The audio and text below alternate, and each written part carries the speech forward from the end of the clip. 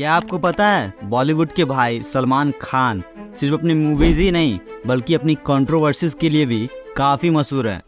From blockbuster hits to courtroom battles, Salman का सफ़र एक रोलर कोस्टर राइड की तरह रहा है। तो चलिए शुरू करते हैं एक ऐसा सफ़र जो है कंट्रोवर्सीज से भरा, लेकिन हर ट्विस्ट और टर्न के साथ और भी इंटरेस्टिंग बन जाता है। तो अपनी कुर्सी की पेटी बांध लो क्योंकि ये राइड होने वाली है full of drama, action and suspense. Devil.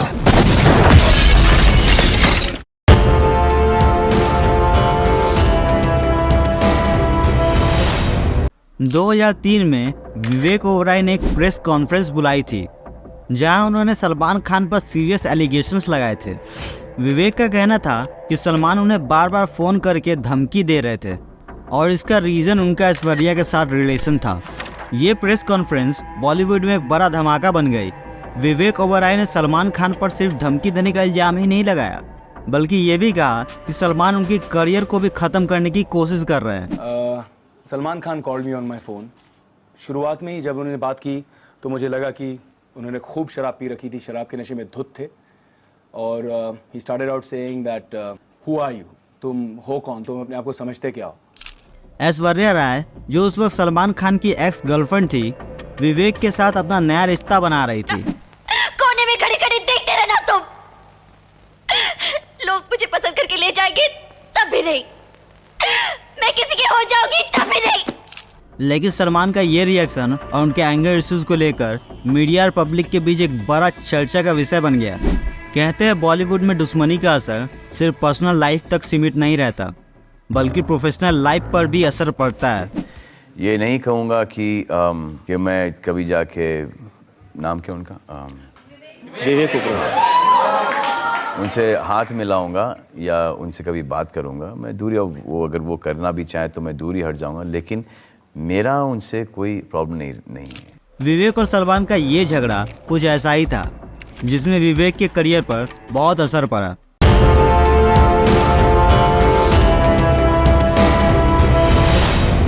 2014 के एक अवार्ड शो में जब अरिजीत सिंह स्टेज पर आए तो उन्होंने कुछ ऐसा कहा जो सलमान खान को बिल्कुल पसंद नहीं आया। जब सलमान ने अरिजीत से पूछा सो गए थे क्या, तो अरिजीत ने मजाक में जवाब दिया, आप लोगों ने सुला दिया। आप लोगों ने सुला दिया यार तब से, और ये इसमें हमारा कोई दोष नहीं है। ऐसे गाने बजते रहेंगे।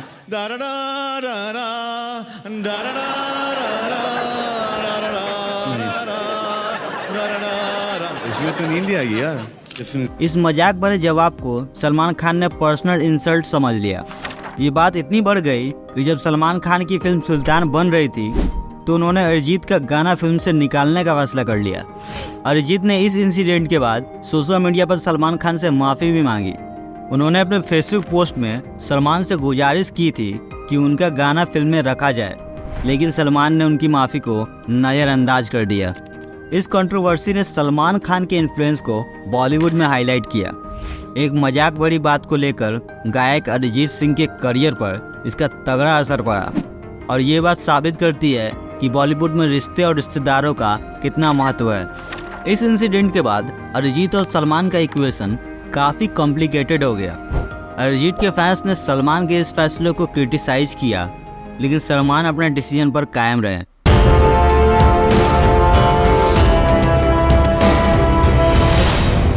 ये बात है उस वक्त की जब रणबीर कपूर बॉलीवुड में इंटर भी नहीं हुए थे। रिपोर्ट्स के मुताबिक एक रात मुंबई के एक नाइट क्लब में सलमान खान और रणबीर कपूर के बीच एक अल्टरकेशन हुआ। ये इनकाउंटर आज तक दोनों के बीच टेंशन का कारण बना हुआ है। उस रात नाइट क्लब में सलमान और रणबीर के बीच किसी बात को लेकर बहस हो गई।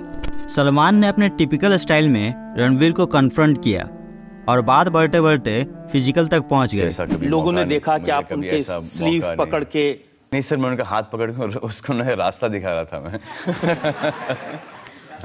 विटनेस के मुताबिक सलमान ने रणबीर को पुश भी किया था। ये इंसिडेंट रणबीर के लिए काफ़ी शॉकिंग था क्योंकि तब तक उनका फिल्मी करियर शुरू भी नहीं हुआ था। उस वक्त रणबीर सिर्फ ऋषि कपूर के बेटे कहलाते थे, लेकिन ये एक ऐसा पल था जो उनके और सलमान के बीच टेंशन को जन्म दे गया।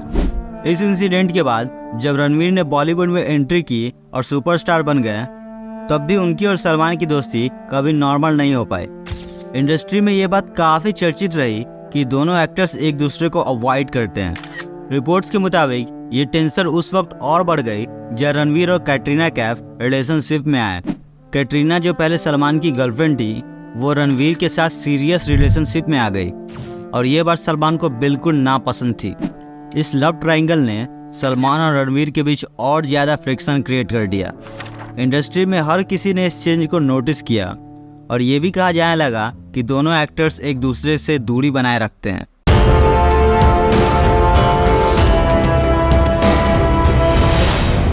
बॉलीवुड के दो सबसे बड़े सुपरस्टार्स सलमान खान एंड शाहरुख खान, जिनके बीच कभी दोस्ती तो कभी दुश्मनी का सिलसिला चलता ही रहता है।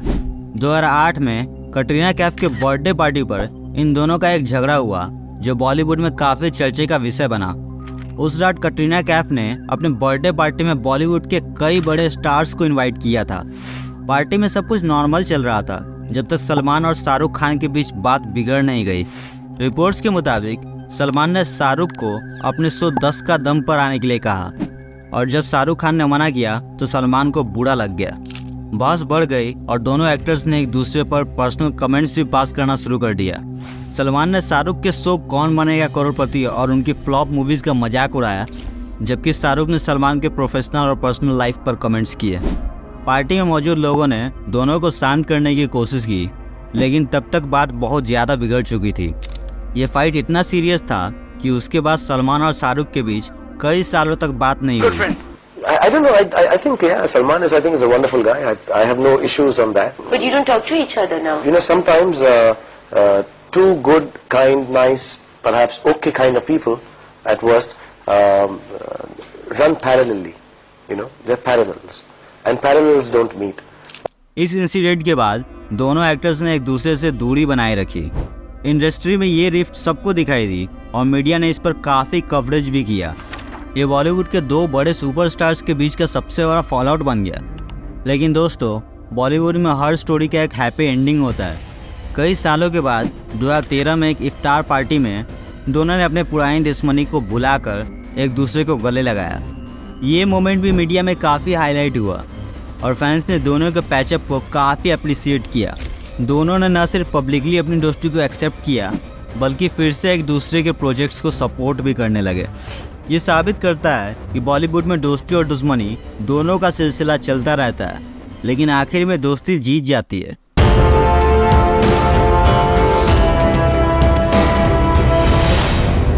2018 में प्रियंका चोपड़ा ने अनाउंस किया कि वो सलमान खान की फिल्म भरत में नजर आएंगी, लेकिन शूटिंग शुरू होने से कुछ दिन पहले प्रियंका ने ये प्रोजेक्ट छोड़ दिया।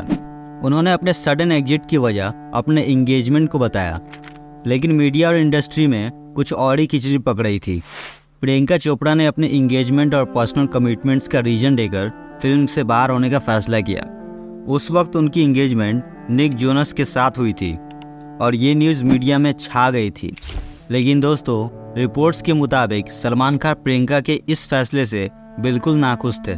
सलमान ने पब्लिकली तो कुछ नहीं कहा, लेकिन इंडस्ट्री इनसाइडर्स के मुताबिक उन्होंने ये बात पर्सनल लेवल पर ले ली थी। अगर उस वक्त हमको ये पता चलता कि उन्होंने एक वहाँ पर बहुत बड़ी फिल्म साइन की है और हमको थोड़ा सा पहले पता चलता, तो हम वैसे ही उसको कभी रोकते नहीं। वही बात ये कि हमको एंड मोमेंट पता चला और थैंक गॉड के चलो वो भी एक 10 दिन पहले हमको पता चला शूट। सलमान ने कहा था कि प्रियंका ने उन्हें फिल्म करने के लिए कांटेक्ट किया था और फिर अचानक से एग्जिट करना उन्हें समझ नहीं आया। इस इंसिडेंट के बाद कैटरीना कैफ को प्रियंका की जगह कास्ट किया गया। आखिरकार फिल्म भरत रिलीज हुई और बॉक्स ऑफिस पर अच्छा कमाई भी की, लेकिन सलमान और प्रियंका के बीच की टेंशन कभी ऑफिशियली क्लियर नहीं हो पाई। प्रियंका के इस सडन एग्जिट को लेकर काफ़ी अफवाहें भी उड़ी। कुछ लोगों का कहना था कि प्रियंका ने हॉलीवुड मूवीज़ के चलते ये फिल्म छोड़ी, जबकि कुछ लोगों का मानना था कि उन्होंने अपने पर्सनल लाइफ को प्रायोरिटी दी। जो भी सच्चाई हो, इस इंसिडेंट ने सलमान और प्रियंका के बीच एक फ्रिक्शन क्रिएट कर दिया। दोनों एक्टर्स इसके बाद अपने प्रोजेक्ट्स में बिजी हो गए, लेकिन ये इंसिडेंट बॉलीवुड के गॉसिप कॉलम्स में काफ़ी टाइम तक चर्चे का विषय बना रहा। सलमान और प्रियंका जो पहले अच्छे दोस्त हुआ करते थे, इस इंसिडेंट के बाद कभी साथ नजर नहीं आए। तो बस यार आज के लिए बस इतना ही, और वीडियो में कुछ पसंद आया हो तो एक लाइक जरूर करना। मैं मिलता हूँ आपसे एक नया इंटरेस्टिंग वीडियो में, तब तक के लिए बाय बाय।